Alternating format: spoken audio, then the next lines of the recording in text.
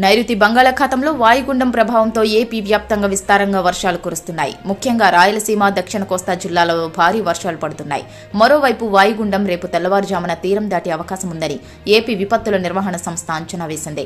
ప్రస్తుతం చెన్నైకి 190 కిలోమీటర్లు, పుదుచ్చేరికి 250 కిలోమీటర్లు, నెల్లూరుకి 270 కిలోమీటర్ల దూరంలో వాయుగుండం కేంద్రీకృతమై ఉన్నట్లు విపత్తుల నిర్వహణ సంస్థ తెలిపింది. పశ్చిమ వాయువ్య దిశగా గంటకు 17 కిలోమీటర్ల వేగంతో వాయుగుండం కదులుతున్నట్లు వెల్లడించింది. ఇదే వేగంతో కదిలితే రేపు తెల్లవారుజామున చెన్నైకి దగ్గరగా పుదుచ్చేరి, నెల్లూరు మధ్య వాయుగుండం తీరం దాటే అవకాశం ఉందని ఏపీ విపత్తుల నిర్వహణ సంస్థ ఎండీ రోణంకి కూర్మనాథ్ తెలిపారు. ఇక తీరం దాటిన అనంతరం వాయుగుండం క్రమంగా బలహీనపడనుందని విపత్తుల నిర్వహణ సంస్థ తెలిపింది. వాయుగుండం తీరం దాటనున్న క్రమంలో గురువారం దక్షిణ కోస్తా, రాయలసీమలో కొన్ని చోట్ల మోస్తారు నుంచి భారీ వర్షాలు కురుస్తాయని విపత్తుల నిర్వహణ సంస్థ అంచనా వేసింది. మిగిలిన జిల్లాలలో తేలికపాటి వర్షాలు కురిసే అవకాశం ఉందని తెలిపింది. ప్రజలు అప్రమత్తంగా ఉండాలని సూచించింది. మరోవైపు భారీ వర్షాల నేపథ్యంలో రేపు కూడా పలు జిల్లాలలో విద్యాసంస్థలకు సెలవు ప్రకటించారు. భారీ నుంచి అతి భారీ వర్షాలు కురుస్తాయన్న వాతావరణ శాఖ హెచ్చరికలతో కొన్ని జిల్లాలలో స్కూళ్లకు కలెక్టర్లు సెలవు ప్రకటించారు.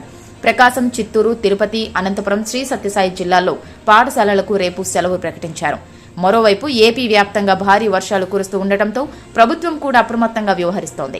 ఏపీ హోంమంత్రి వంగలపూడి అనిత విపత్తుల నిర్వహణ సంస్థ కార్యాలయంలోని కంట్రోల్ రూమ్ నుంచి పరిస్థితిని ఎప్పటికప్పుడు పర్యవేక్షిస్తున్నారు. వాతావరణ పరిస్థితులు, వర్షాల తీవ్రతను అనుసరించి అధికారులకు సూచనలు చేస్తున్నారు. మరోవైపు వాయుగుండం రేపు తీరం దాటిన తర్వాత ఎలాంటి పరిస్థితులనైనా ఎదుర్కోవడానికి ప్రభుత్వ యంత్రాంగం సిద్ధంగా ఉందని హోంమంత్రి చెప్పారు.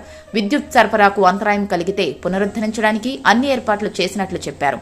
గాలులతో వృక్షాలు నేలకూలితే తొలగించడానికి జేసీబీలను సైతం సిద్ధం చేసినట్లు చెప్పారు. నైరుతి బంగాళాఖాతంలో వాయుగుండం ప్రభావంతో ఏపీ వ్యాప్తంగా విస్తారంగా వర్షాలు కురుస్తున్నాయి. ముఖ్యంగా రాయలసీమ, దక్షిణ కోస్తా జిల్లాలలో భారీ వర్షాలు పడుతున్నాయి. మరోవైపు వాయుగుండం రేపు తెల్లవారుజామున తీరం దాటే అవకాశం ఉందని ఏపీ విపత్తుల నిర్వహణ సంస్థ అంచనా వేసింది. ప్రస్తుతం చెన్నైకి 190 కిలోమీటర్లు, పుదుచ్చేరికి 250 కిలోమీటర్లు, నెల్లూరుకి 270 కిలోమీటర్ల దూరంలో వాయుగుండం కేంద్రీకృతమై ఉన్నట్లు విపత్తుల నిర్వహణ సంస్థ తెలిపింది. పశ్చిమ వాయువ్య దిశగా గంటకు 17 కిలోమీటర్ల వేగంతో వాయుగుండం కదులుతున్నట్లు వెల్లడించింది. ఇదే వేగంతో కదిలితే రేపు తెల్లవారుజామున చెన్నైకి దగ్గరగా పుదుచ్చేరి, నెల్లూరు మధ్య వాయుగుండం తీరం దాటే అవకాశం ఉందని ఏపీ విపత్తుల నిర్వహణ సంస్థ ఎండీ రోణంకి కూర్మనాథ్ తెలిపారు. ఇక తీరం దాటిన అనంతరం వాయుగుండం క్రమంగా బలహీనపడనుందని విపత్తుల నిర్వహణ సంస్థ తెలిపింది. వాయుగుండం తీరం దాటనున్న క్రమంలో గురువారం దక్షిణ కోస్తా, రాయలసీమలో కొన్ని చోట్ల మోస్తారు నుంచి భారీ వర్షాలు కురుస్తాయని విపత్తుల నిర్వహణ సంస్థ అంచనా వేసింది. మిగిలిన జిల్లాలలో తేలికపాటి వర్షాలు కురిసే అవకాశం ఉందని తెలిపింది. ప్రజలు అప్రమత్తంగా ఉండాలని సూచించింది. మరోవైపు భారీ వర్షాల నేపథ్యంలో రేపు కూడా పలు జిల్లాలలో విద్యాసంస్థలకు సెలవు ప్రకటించారు. భారీ నుంచి అతి భారీ వర్షాలు కురుస్తాయన్న వాతావరణ శాఖ హెచ్చరికలతో కొన్ని జిల్లాలలో స్కూళ్లకు కలెక్టర్లు సెలవు ప్రకటించారు.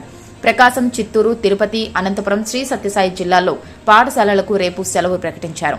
మరోవైపు ఏపీ వ్యాప్తంగా భారీ వర్షాలు కురుస్తూ ఉండటంతో ప్రభుత్వం కూడా అప్రమత్తంగా వ్యవహరిస్తోంది. ఏపీ హోంమంత్రి వంగలపూడి అనిత విపత్తుల నిర్వహణ సంస్థ కార్యాలయంలోని కంట్రోల్ రూమ్ నుంచి పరిస్థితిని ఎప్పటికప్పుడు పర్యవేక్షిస్తున్నారు. వాతావరణ పరిస్థితులు, వర్షాల తీవ్రతను అనుసరించి అధికారులకు సూచనలు చేస్తున్నారు. మరోవైపు వాయుగుండం రేపు తీరం దాటిన తర్వాత ఎలాంటి పరిస్థితులనైనా ఎదుర్కోవడానికి ప్రభుత్వ యంత్రాంగం సిద్ధంగా ఉందని హోంమంత్రి చెప్పారు. విద్యుత్ సరఫరాకు అంతరాయం కలిగితే పునరుద్దరించడానికి అన్ని ఏర్పాట్లు చేసినట్లు చెప్పారు. గాలులతో వృక్షాలు నేలకూలితే తొలగించడానికి జేసీబీలను సైతం సిద్ధం చేసినట్లు చెప్పారు.